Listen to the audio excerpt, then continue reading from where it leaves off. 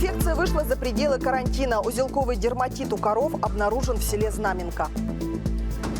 Не опасно ли детям ходить на занятия? Активисты УНФ обращают внимание на затянувшийся ремонт в школе искусств Черногорска.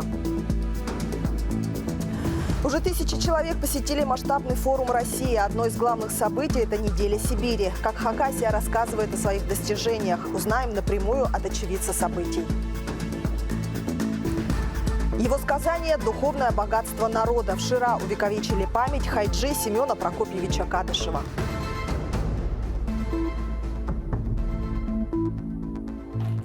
Об этих и других новостях уходящей недели расскажут корреспонденты «Вестей» и я, Марина Канадакова. Здравствуйте. Карантин не помог справиться с опасным заболеванием коров. Вслед за Баградом новый очаг узелкового дерматита выявлен в селе Знаменка. Это десятки животных с клиническими признаками. Введен режим чрезвычайной ситуации. Карантин действует не во всем селе, а в районе улицы Набережная, где обнаружен заболевший скот. В радиусе 10 километров объявлена красная зона. Другие населенные пункты в нее не попадают. И в отличие от Баграда, где домашний скот был полностью изъят, в Знаменке нет необходимости в радикальных мерах, говорят специалисты. Животные здесь провакцинированы, поэтому уничтожать их не будут. Ветеринары ставят им дополнительную прививку, что теоретически должно помочь справиться с болезнью. Дальнейшие действия ветслужбы зависят от развития ситуации. В Минсельхозе призывают не скрывать факт заболевания у скота. Это лишь усугубляет положение. Как дерматит попал в Знаменку, еще предстоит выяснить. Инфекция в Багратском районе была выявлена в начале октября. За уничтоженное поголовье республиканские власти выплатили сельчанам компенсацию 50 миллионов рублей. В Баграде карантин продлен до 11 декабря, и люди ждут не дождутся, когда снова можно будет разводить скот. Уже есть договоренность с крупными сельхозпредприятиями, которые готовы оказать спонсорскую помощь, особенно тем, кто в ней особенно нуждается. Инициатива исходит от депутата Верховного Совета. Об этих и других новостях парламентский дневник. Честно сказать, я на себе волосы рвала. Это для меня было большим ударом, я вам клянусь. Мать 3 детей Елена Ярлыкова полностью лишилась домашнего скота. Свое хозяйство для многодетной семьи – главная опора. Теперь же придется все начинать заново. Из-за вспышки узелкового дерматита у жителей Баграда изъяли все поголовье. И это настоящая трагедия для сельчан. Депутаты решили не оставаться в стороне. Я, как председатель комитета, выступил с предложением оказать так называемую спонсорскую помощь от лица сельхозтоваропроизводителей республики восстановления того поголовья, которое они потеряли. Одним из первых откликнулся директор общества «Первомайское» и депутат Верховного Совета Евгений Байкалов. Его предприятие как раз работает в Багратском районе и готово выделить скот для пострадавших сельчан. Мы готовы предоставить либо там телочку, либо корову. Ну, все в рамках законодательства, безусловно, это нужно пройти, чтобы сейчас карантинные мероприятия были сняты.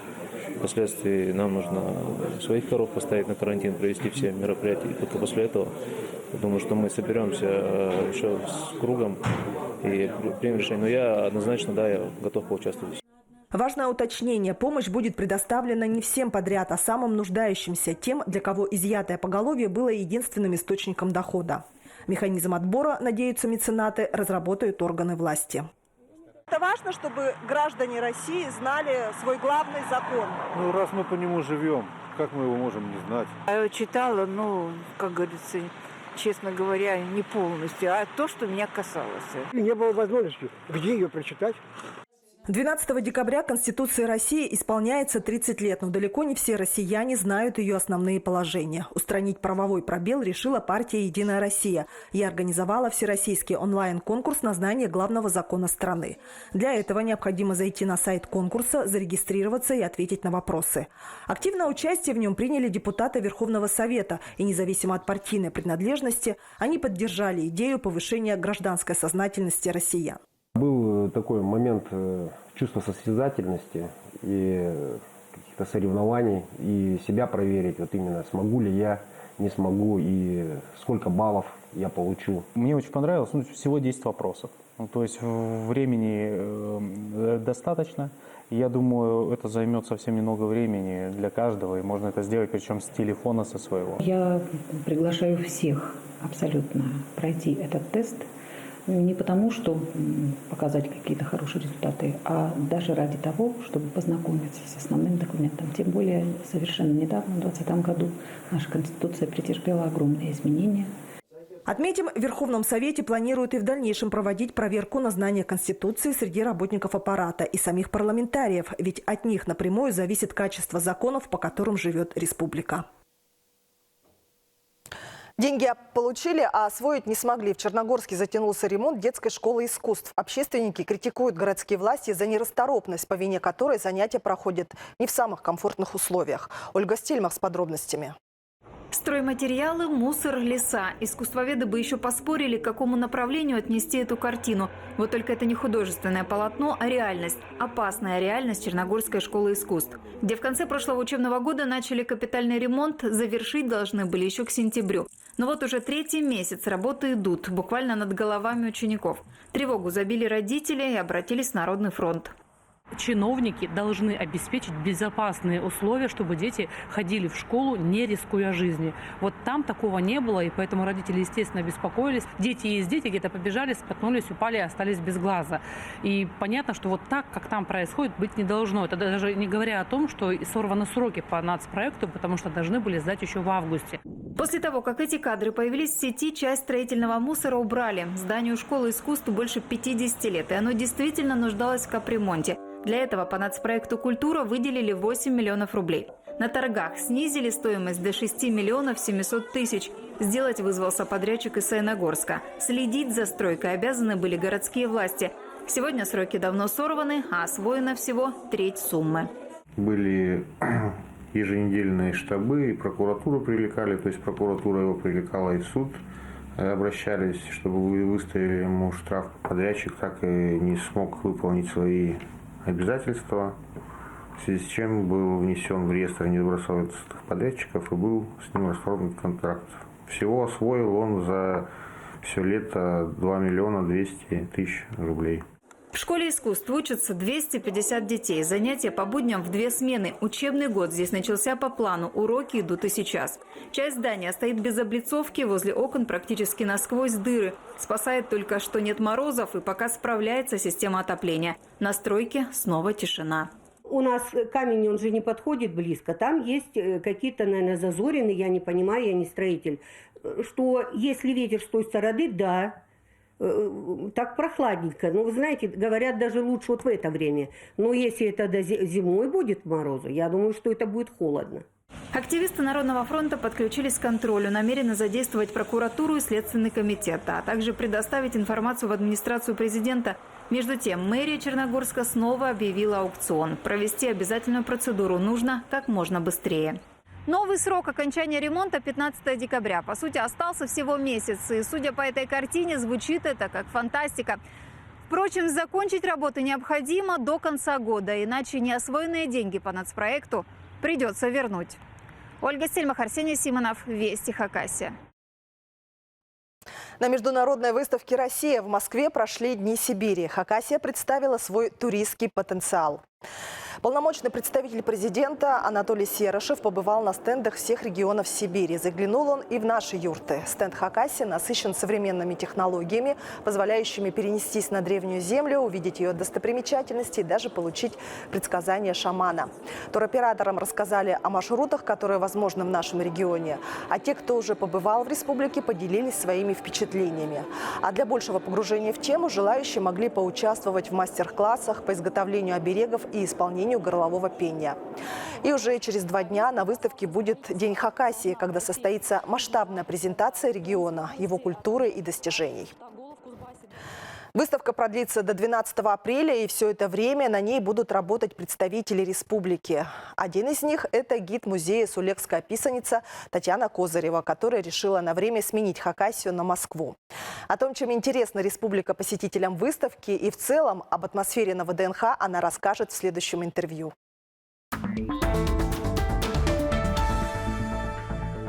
Татьяна, здравствуйте. Спасибо, что вы вышли на связь с нами, хотя я знаю, что у вас сегодня очень загруженный день.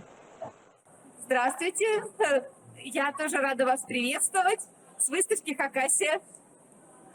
Скажите, пожалуйста, насколько большой интерес вызывает стенд нашей республики? Ведь вот судя по кадрам, которые я уже видела, там много всего. И вот как мы выделяемся, чем мы выделяемся среди этого разнообразия и многообразия? Наш стенд очень интересен гостям тем, что он очень продуманный. В нем можно не только прикоснуться к истории и культуре нашей республики, но также есть и современные достижения, и плюс это все проходит через интерактив. Как вообще себя показывают эти новые технологии? Потому что там у вас работают тач-панели, и с помощью этого всего можно вообще увидеть, что такое Хакасия. Тач-панели работают, показывают себя отлично, вот что я могу сказать, и вызывают большой интерес не только у детей, но и у взрослых. Потому что это интересно, это визуально, ты как будто переносишься из Москвы и в наш регион. Вот это вот ощущение того, что ты находишься там, оно у людей присутствует, и это классно. О чем чаще всего спрашивают посетители стенда? Посетители стенда спрашивают, а какая у вас столица, а что у вас посмотреть, а что у вас вкусного попробовать. Вот это самые распространенные вопросы. И спрашивают, какая у вас религия. Вот это тоже интересный вопрос, потому что здесь у нас представлен шаман. Виртуальный, высокотехнологичный. Получается, люди мало знают, да, о таком регионе, как наша республика. Да, к сожалению, знают очень мало. Где-то слышали, кто-то слышал про Саяно-Шушенскую ГЭС, кто-то слышал про озеро Шира, что у кого-то когда-то кто-то там лечился. Вот. Это, наверное, самые известные места вот для тех людей, которые мало знают о республике. А мы просвещаем, и мы рассказываем, что у нас не только степи, не только озера, не только Саяно-Шушенская ГЭС, что у нас есть и тайга, что у нас есть история, что у нас своя культура. И это нравится и привлекает внимание. Очень активно берут нашу раздатку. Это то, что нам предоставил туристский информационный центр, потому что ребята очень грамотно составили все. И есть QR-код с отсылкой на источник Хакасия Travel, где люди могут уже более подробно, не в формате выставки, а спокойно дома ознакомиться. Это тоже очень классная идея. Ну, замечательно. А как вы думаете, вот эти ваши рассказы о нашей республике, да, и вообще вот те красивые картинки, которые вы там показываете, вот они могут как-то помочь привлечению туристов в наш регион, и чтобы у людей действительно появился интерес, и они захотели вот отправиться на юг Сибири? Да, конечно, я думаю, что людям это интересно, потому что очень многие наши пейзажи, которые мы им показываем, и ландшафты, они необычные, и люди говорят, о, мы такое хотим увидеть. К таким достопримечательностям у нас относятся наши сундуки. Когда люди видят, они говорят, а что, это не Америка и не Мексика, это Сибирь. Вот, для них это очень удивительно. И, конечно, когда мы показываем наши Ивановские озера с ледниками, с цветением тайги, это тоже очень нравится. И я надеюсь, что эти люди приедут к нам летом уже в республику на сезон. Да, мы тоже надеемся. Татьяна, вы там находитесь с самого начала открытия вот этой международной выставки. Расскажите в целом об атмосфере, да, и какое у вас ощущение от самого этого мероприятия, от этой идеи объединить все регионы, показать их, в общем, как это было в советское время на ВДНХ. Я думаю, что эта выставка, она намного глобальнее, чем тех, которые проводились в советское время на ВДНХ. Если брать историю, да, это же сначала была сельскохозяйственная выставка, а потом уже выставка достижений. А сейчас это выставка современных технологий, это выставка, где люди знакомятся, это выставка, где люди узнают нашу страну. Вот. И самое главное, что это им интересно. Вот это вот больше всего радует, что если они что-то не знают, они получают на этой выставке. А начиналось все очень интересно, когда была глобальная подготовка. Выставка организована в рекордно короткие сроки, но такой масштаб, здесь собраны самые новейшие технологии, да, потрясающие какие-то панели. Даже люди, когда приходят специалисты, они говорят, неужели это все можно было собрать в одном месте, при том столь короткие сроки? И мы тоже можем этим гордиться, да, наша страна может этим гордиться, что у нас есть такие достижения. Спасибо вам за эту беседу, и я желаю вам успешной работы на этом форуме, и как можно больше позитивных впечатлений, и вот просвещайте людей о том, что такое Хакасия. Все, спасибо, была рада общению, была рада поделиться информацией с выставки. Под Синим разгораются страсти вокруг уличной колонки, единственного в селе общедоступного источника воды. Местные коммунальщики решили ее заблокировать и разрешить пользоваться только тем, кто согласен услугу оплачивать. Между тем, не все жители уверены, что колонка вообще нужна. Аргументы сторон выслушал Константин Кравцов. Вот этого количества, наверное, ну сколько фляга? На неделю-полторы. У Федора Пугача в доме каждая капля на счету, вода привозная. Впрочем, и скважина есть, но то, что бьет из-под земли, неплохо может ударить и по здоровью. Местные предпочитают не рисковать. Цены хватает на 2 года буквально. Хотя скважина 12 метров, более чем достаточно, я думаю. А так она по характеристикам технической, конечно, в любом случае. Вот это вот каждый день вот так. Приезжаешь с работы, и вот это вот безобразие льется постоянно. Собственно, вот он, источник жизни. Единственная колонка, говорят местные, очень популярна. Только вот отношение к ней бережным не назовешь. Посчитав примерные потери, коммунальщики накануне объявили, чистая вода теперь имеет свою цену и обещают в скором времени закрыть на замок.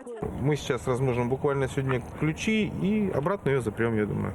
Сейчас официально договор на пользование водой в Подсинем имеют лишь 3 абонента. Идея заключается в том, чтобы установить рыночные отношения с каждым, кто идет сюда за водой. А это внушительная часть села и дачники из соседнего общества. Ну а популярность, как это часто бывает, уже принесла одинокой колонке неоднозначную славу. Тема воды, как говорится, среди местных кипит.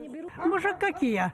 Мы жадные, мы идиотные, мы непонимающие, что где-то насос работает, а насос ведь стоит на станции денег. Правда говорю, правда. Днем и ночью едут, в окна светят, шум, гам, а по весне вообще с полей все дачники, китайцы тут воду берут, а мы за это платим. Директор муниципального казенного предприятия «Импульс» Антон Петров – один из авторов новшества. Всем желающим теперь нужно прийти в офис компании, заключить договор и получить персональный ключ. В ближайшей перспективе колонку обещают заблокировать замком. Мы не против, чтобы здесь разбор производился, но он, то есть, должен быть учетный. То есть надо, чтобы эти объемы хотя бы с применением нормативов, они каким-то образом учитывались. 22 рубля 1 копейка с человека в месяц. У нас вот МУПы были, они всегда были убыточные. А здесь МКП создали для того, чтобы ему как-то жить, ему как-то зарабатывать, да, как-то платить ту же самую зарплату, которую люди. Он в любом случае должен считать свои затраты. Он же не сам придумал, да, этот тариф. Мы не против платить. Было бы, говорю, сделано бы цивилизованно, то есть объявление висело бы, что куда идти, с кем заключать договора, сколько это стоит. А то оно в соцсетях только разошлось. В перспективе здесь планируется установить так называемую умную колонку, которая будет и расход считать, и работать от специального чипа. Впрочем, проблему в Подсинем может решить совсем другое. Дело в том, что часть села имеет водопровод, часть – индивидуальные скважины. Вода в них не соответствует питьевым нормам. Власти заявляют, что сейчас проект по строительству новой ветки для остальных на стадии подготовки. Много ли воды утечет, пока все начнет работать? Константин Кравцов, Арсений Симонов, Сергей Казьмин, Вести, Хакасия. История о рабстве из Усть-Абаканского района стала одной из самых обсуждаемых на неделе. Фермер из Аала Черков Виктор Олесов 7 лет эксплуатировал 3 человек. Они бесплатно на него работали, а за малейшую провинность Олесов их избивал и сажал в погреб. Также он забрал у потерпевших документы. Сбежать из рабства, по их словам, им не удавалось. Ферма находится в 20 километрах от ближайшего села, и пока они добирались до него, Олесов их находил и силой возвращал назад. Известно, что ранее пленники вели асоциальный образ жизни. Все вскрылось случайно, когда хозяйство навестила полиция в поисках другого пропавшего человека. Фермера взяли под стражу на 2 месяца.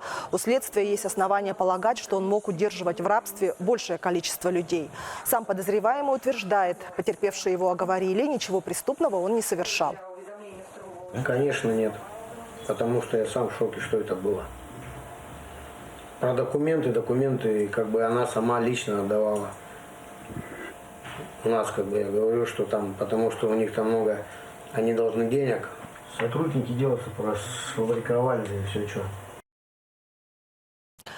1,5 недели осталось на оплату имущественного и транспортного налогов. При этом свой долг исполнили только порядка 60% налогоплательщиков Хакасии. До 1 декабря заплатить государству должны владельцы недвижимости и машин. В этом году объем начисленных налогов выше прошлогоднего. И в том числе потому, что на 2000 увеличилось число самих налогоплательщиков и вырос налог на дорогие квартиры, то есть большой площади. Имущественные платежи очень важны для региона. Они идут только в республиканские и муниципальные бюджеты. В этом году есть принципиальная особенность. В связи с введением единого налогового счета сначала погашается имеющаяся задолженность, а потом проходит оплата налога. То есть должникам так или иначе придется рассчитаться, чтобы не заработать пеню и другие неприятности. И вот какие цифры по задолженности приводят в управление ФНС.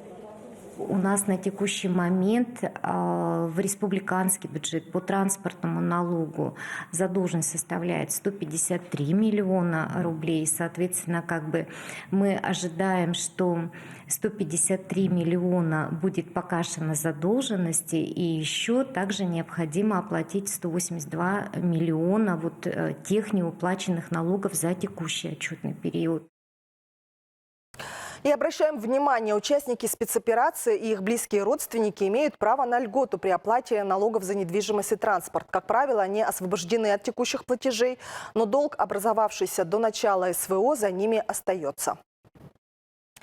К отправке в зону спецоперации готовится очередной гуманитарный груз. Предприниматель из Аскиза вновь посылает талган. Обжаренные и перемолотые зерна пшеницы и ячменя – еда быстрого приготовления. Достаточно добавить молоко, и блюдо готово. В полевых условиях и вовсе молоко можно заменить водой. Будет не менее вкусно и питательно. Поделиться талганом предприниматель Павел Баргаяков решил в том числе по просьбам хакасов, которые находятся в зоне спецоперации. Оценили угощение и бойцы из Алтая, Бурятии и Якутии. Павел Баргаяков не первый раз оказывает помощь. Всего в этом году он отправил на фронт 2 центнера талгана. Сейчас к бойцам поедет 4 коробки в составе очередной партии, которую собирает Аскизский сельсовет. Помимо продуктов в ней есть газ, термобелье, теплые вещи. Все то, что согреет участников СВО. Подготовлены и пожелания от детей. До отправки груза остались считанные дни. 21 числа у нас ноября будет отправка в город Абакан, а оттуда весь груз гуманитарный уйдет в СВО. И призывает всех неравнодушных людей прийти к нам, оказать посильную помощь нашим ребятам. Ну и, как говорится, было у нас в пору Великой Отечественной войны все для фронта, все для победы, а без хорошего тыла не будет победы. Памятник Хайджи Семену Прокопьевичу Кадышеву открыли в Шира. К этому событию на родине сказителя готовились 30 лет. О том, что в итоге получилось, материал Натальи Гармашовой. Сотни тысяч строк, больше 3 десятков героических сказаний, легенд, преданий, творческий репертуар, фольклорный и авторский, потомственного хайджи, четханиста, тахпахчи Семена Прокопьевича Кадышева богат и многогранен. Из всех местных сказителей Кадышев имел самую громкую славу, которая вышла даже за пределы страны. Через искусство он проносил любовь к родной Хакасии. И здесь чтят память о знаменитом предке. В Ширинском районе, малой родине Хайджи, Семену Прокопьевичу установили памятник. Я смотрю, и действительно похоже, очень похож на нашего прадедушку. Большое спасибо.